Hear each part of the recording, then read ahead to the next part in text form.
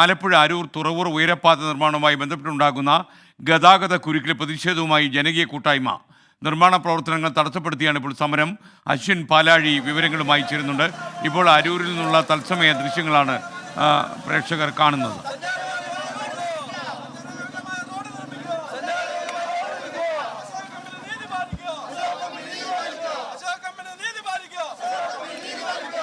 വിവരങ്ങളുമായി അശ്വിൻ പാലാഴി തത്സമയം ചേരുകയാണ്. അശ്വിൻ, ശക്തമായ പ്രതിഷേധമാണോ അവിടെ നടക്കുന്നത് ഇപ്പോൾ?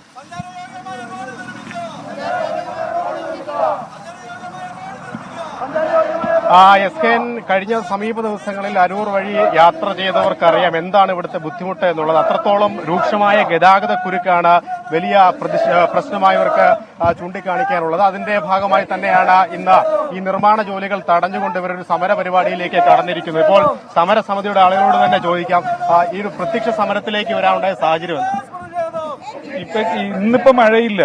കഴിഞ്ഞ ദിവസങ്ങളിലൊക്കെ ഒരു കുട്ടിക്ക് പോലും പുറത്തേക്ക് ഇറങ്ങാൻ പറ്റാത്ത അവസ്ഥയാണ്. കുട്ടികൾക്ക് സ്കൂളിൽ പോകാൻ പറ്റുന്നില്ല. 8:30 എത്തേണ്ട കുട്ടികൾ 11:30 സ്കൂളിലെത്തിയത്.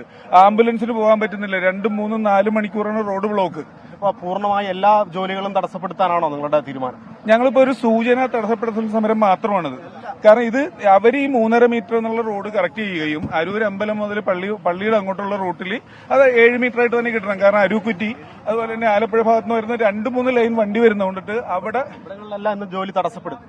ഇവിടങ്ങളിലെല്ലാം നമ്മൾ ജോലി തടസ്സപ്പെടുത്തിയാണ് മുമ്പോട്ട് പോകുന്നത്.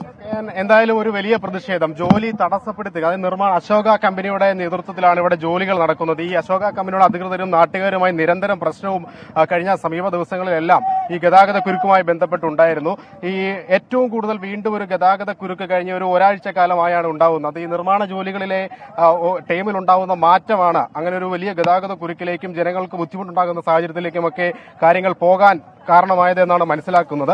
എന്തായാലും ഇന്ന് നിർമ്മാണ ജോലികൾ പൂർണ്ണമായും തടഞ്ഞുകൊണ്ട് സമരം മുന്നോട്ട് പോവുകയാണ്. ഇവർ ഈ പ്രകടനം വരുന്ന വഴിയെല്ലാം ഈ ആളുകളുടെ ജോലികൾ തടസ്സപ്പെടുത്തുന്നുണ്ട്. എന്തായാലും വലിയ പ്രതിഷേധത്തിലേക്ക് തന്നെയാണ് കാര്യങ്ങൾ പോകുന്നത്.